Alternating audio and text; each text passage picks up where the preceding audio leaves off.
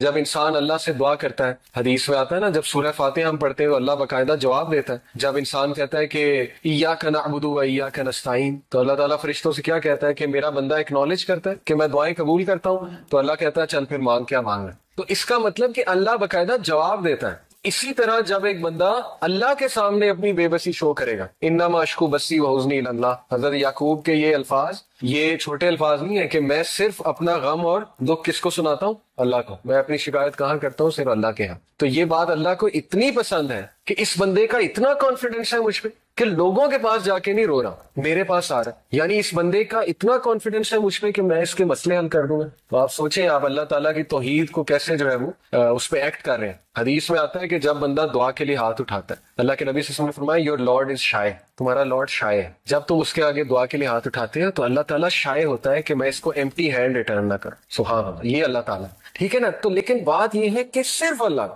اس لیے آپ دیکھیں طائف کے واقعے پہ اللہ کے نبی صلی اللہ علیہ وسلم نے کبھی واقعہ وہ نہیں سنایا، کبھی ایمپتھی لینے کی کوشش نہیں کی انسانوں سے کہ بہت بڑی زیادتی ہو گئی تھی، یہ ہو گیا وہ ہو گیا، نہیں۔ حضرت عائشہ کو بھی اسٹریٹ بس یہی سنایا تھا کہ ہاں تمہارے لوگوں نے مجھے اس دن بہت دکھ دیا تھا، بس دیٹس اٹ۔ اس کے علاوہ کوئی ڈیٹیل نہیں ہے۔ وہ تو باقی ڈیٹیل تو ہمیں حضرت زید سے ملتی ہے نا، حضرت زید ان کے ساتھ تھے، حضرت زید بن حارثہ، ان کے جو منہ بولے بیٹے تھے، وہ تو ان سے ملتی ہے ہمیں، ٹھیک ہے نا۔ یا کسی اور نے اگر دیکھا ہو، وٹنس کیا ہو، تو ڈیٹیل اس سے آ رہی ہے۔ تو ثابت یہ ہوتا ہے کہ مسلمان اسٹرانگ ہونا چاہیے، مسلمان کا سارا اعتقاد جو ہے وہ اللہ پر ہونا چاہیے۔ میں آپ کو ایک بات تجربے سے بتاتا ہوں، آپ لوگوں کے سامنے اپنی ویکنس شو کریں گے نا، رونا دھونا، ایک ٹائم آئے گا لوگ کہیں گے یار ایسے روندا رہتا، آپ کے بارے میں مشہور ہو جائے گا کہ یہ تو ہر وقت اس نے رونا ڈالا ہوتا ہے، تو پھر کیا فائدہ ہوا؟ ٹھیک ہے نا۔ ایک ٹائم تک لوگ ہیلپ کریں گے، اس کے بعد جو ہے وہ لوگ بھی تنگ آ جائیں گے۔ تو اس لیے اللہ کے سامنے پٹی جو ہے وہ اللہ کو شو کرے کہ اللہ مجھ پہ رحم کر، رب اغفر ورحم وانت خیر الراحمین، اور ایسے کانفیڈنس سے اللہ آپ کی پھر ایسی مدد کرے گا کہ آپ کا گمان، یہی اس آیت کا مطلب ہے وَمَن يَتَّقِ اللَّهَ يَجْعَل لَهُ مَخْرَجًا، جو کوئی اللہ کا تقوی اختیار کرتا ہے اللہ اسے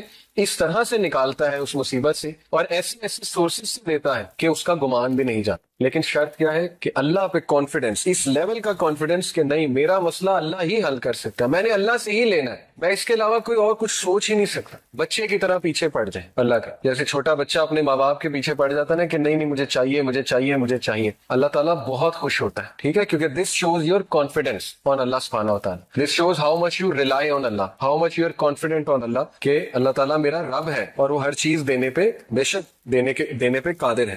خیر، یہ تو ہو گیا وہ پوائنٹ کہ رسول اللہ صلی اللہ علیہ وسلم never took any once empathy اور sympathy with regards to this incident. لیکن واقعہ بہت افسوسناک ہے۔ اللہ کے نبی صلی اللہ علیہ وسلم پہلی تو بات واک کر کے گئے۔ آپ میں سے کوئی طائف گیا ہے؟ میں 2 بار گیا ہوں، ٹھیک ہے، اور پہاڑی راستہ ہے، آپ نے بھی دیکھا ہے، ٹھیک ہے نا۔ اور یہ کہ 1.5 گھنٹہ 1.25 گھنٹے میں گاڑی میں پہنچ جاتے ہیں۔ تو سوچیں بائی فٹ، میں اکثر یہی سوچ رہا تھا جاتے ہوئے، میں نے اپنی وائف سے بھی کہا کہ کس طرح ہمارے نبی گئے ہوں گے، اتنا کٹھن راستہ ہے، پہاڑی راستہ ہے، اچھی خاصی چڑھائی ہے، تو حضرت زید کے ساتھ آن فٹ گئے، نو ہارس نو کیمل۔ اس کے پیچھے حکمت تھی۔ یہاں سے ثابت ہوتا ہے کہ ایون دو اللہ کے نبی صلی اللہ علیہ وسلم کا اعتقاد بہت اسٹرانگ تھا، لیکن ہی ٹرائیڈ ہز لیول بیسٹ جتنا کیئرفل ہو سکتے تھے لائف میں۔ حکمت یہ تھی کہ قریش کو شک نہ پڑے کہ یہ کہیں دور جا رہا ہے، آن فٹ گئے تھے اسی لیے۔ تو ہمیں بھی اپنی لائف میں ایسے ہی زندگی گزارنی ہے، ہمیں اپنی بیسٹ ایفرٹ کرنی ہے آخر تک، جتنا کیئرفل ہم کسی بھی معاملے کے حوالے سے ہو سکتے ہیں، جتنی ایفرٹ ہم کر سکتے ہیں، and then live to ever, اس کے بعد اللہ سنبھال لے۔ ہر چیز ہم نے اللہ کو بتا دی، اپنی ایفرٹ بھی کر لی، اب میرا رب مالک،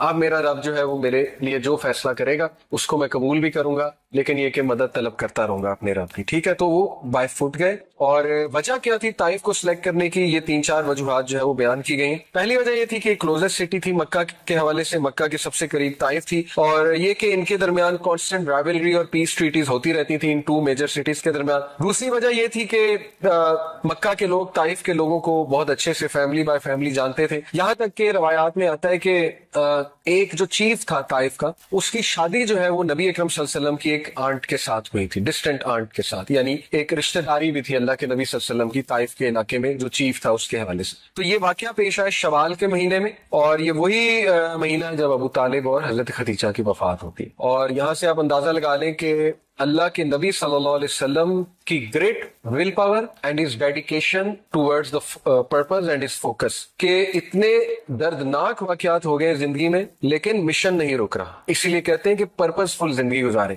पर्पसफुल जिंदगी गुजारने का ये फायदा होता है कि जब तक आपका पर्पस जिंदा है आप मोटिवेशन से आगे बढ़ते रहते हैं। अल्लाह के नबी सल्लल्लाहु अलैहि वसल्लम अभी चंद डेज हुए हजरत खदीजा की वफात को और अबू तालिब की वफात, और उन्होंने कहा कि मिशन नहीं रुकना चाहिए, आगे चल। हम क्या करते हैं, जब हमारे साथ कोई हादसा पेश आता है तो हम बिल्कुल ठप हो जाते हैं और बिल्कुल जो है ना हम एनर्जी लूज कर देते। ऑल्दो ये बहुत मुश्किल है, आई टोटली अंडरस्टैंड एनर्जी के साथ चलना, लेकिन अल्लाह से एनर्जी मांगे कि अल्लाह मुझे खड़ा कर, मुझे हिम्मत दे। तो छोटी छोटी बातों पे हिम्मत नहीं हारनी चाहिए, ठीक है। ये मैं यूथ को कहता हूँ अक्सर कि अपने जरा स्ट्रांग बने, परसेवरेंस लाएं अपने अंदर, जरा ब्रेव बने। हम छोटे छोटे वाकयात पे ठप हो जाते हैं, रिजल्ट अच्छा नहीं आया उस पर ठप हो गए, नौकरी कहीं लगवाना चाहते थे वहां नहीं लगी उस पर ठप हो गए, वो पसंद था वहां शादी नहीं हो सकी उस पर ठप हो गए, ठीक है ना। ऐसे वाकयात में हम ठप होते। तो जरा स्ट्रांग बनना चाहिए इंसान को और अपने मिशन की तरफ जो है वो चलते जाना चाहिए और अल्लाह से सकत हासिल करनी चाहिए। तो रवायात में ये आता है कि अल्लाह के नबी सल्लल्लाहु अलैहि वसल्लम जो है उन्होंने ये जो 3 चीफ्स थे, Taif was being governed bye 3 chiefs, 3 chief थे, ये ताइफ को रूल करते थे। तो उन तीनों चीफ जो है उन्होंने इंतहाई सार्केस्टिक और डिसरिस्पेक्टफुल आंसर्स किए रसूलुल्लाह सल्लल्लाहु अलैहि वसल्लम। आप सोचिए हमारे नबी को ऐसे आंसर दिए जा रहे हैं, अल्लाह अकबर। वो आंसर्स क्या थे? अल्लाह के नबी सल्लल्लाहु अलैहि वसल्लम ने उनको इस्लाम की तरफ बुलाया। पहले ने कहा, if Allah had sent you I might as well tier down the curtains of the काबा, कि अगर अल्लाह ने तुझे भेजा तो मैं तो काबा के कर्टेन ही फाड़ दूं, यानी नाउजुबिल्लाह इतनी डिसरिस्पेक्ट। दूसरे ने क्या कहा, has Allah not found anyone better than you, अल्लाह अकबर, क्या अल्लाह को तुझसे बेहतर कोई नहीं मिला जो नबी भेज देता? अब इससे मुराद उसकी तुझसे बेहतर से मुराद थी दौलत में और शोहरत में बहुत बेहतर, क्योंकि उसका माइंड यही था आ जाके कि दौलत जिसके पास है वही असल में कामयाब है। तीसरे ने कहा, मैं तुझसे बात नहीं कर सकता क्योंकि अगर तुम वाकई नबी हो सरकाज़म में, ठीक है, तंज में, अगर तुम वाकई नबी हो तो तुम बहुत ज्यादा होली हो, तुम बहुत ज्यादा मुकद्दस हो, तो मैं तो तुमसे बात ही नहीं कर सकता। और अगर तुम नबी नहीं हो तो फिर तुम मेरे डिग्निटी से बहुत बिलो हो कि मैं तुमसे बात भी करूं। अल्लाह, देखें हमारे नबी ने कितने सख्त सख्त अल्फाज बर्दाश्त किए हुए दीन के रास्ते में। इसलिए अगर आपके घर वाले आपको कोई सख्त अल्फाज कह जाते, वाले वालदा चचा कोई भी, नो प्रॉब्लम, रिवॉर्ड है इंशाल्लाह। दीन के रास्ते में कोई भी चीज आपको मुश्किल आएगी वो अल्लाह ताला आपको जजा देगा उसके हवाले से, ठीक है। तो अल्लाह के नबी सल्लल्लाहु अलैहि वसल्लम ने उनको सुना, इतने सख्त अल्फाज सुन लिए फॉर द सेक ऑफ अल्लाह। फिर अल्लाह के नबी सल्लल्लाहु अलैहि वसल्लम ने उनसे ये कहा, okay I will leave but please don't tell the Quraish आई केम। हमारे नबी सल्लल्लाहु अलैहि वसल्लम ने उनसे कहा कि आप कुरैश को ना बताइएगा मैं यहाँ आया, क्योंकि ज़ाहिर है उससे मामला बिगड़ सकते। तो इस पे उन्होंने एग्री किया तीनों ने कि ठीक है हम कुरैश को नहीं बताएंगे। अब अल्लाह के नबी सल्लल्लाहु अलैहि वसल्लम ने हिम्मत नहीं हारी, तकरीबन 1 हफ्ता ताइफ में रहे, रवायात में आता है तकरीबन 1 वीक रहे। और ताइफ की वो गलियां भी मैंने देखी जहां हमारे नबी सल्लल्लाहु अलैहि वसल्लम पे पथराव हुआ, उन गलियों से अभी तक गम की सी कैफियत, सैडनेस टपकती है। और मैंने वो मस्जिद भी देखी, मस्जिद अदस, हजरत अदस थे ना जो गुलाम थे जो नबी अकरम सल्लल्लाहु अलैहि वसल्लम के पास अंगूर लेकर आए थे, और अल्लाह के नबी सल्लल्लाहु अलैहि वसल्लम ने उनको दावत पेश की तो उन्होंने इस्लाम कबूल कर लिया। क्रिश्चियन स्लेव थे।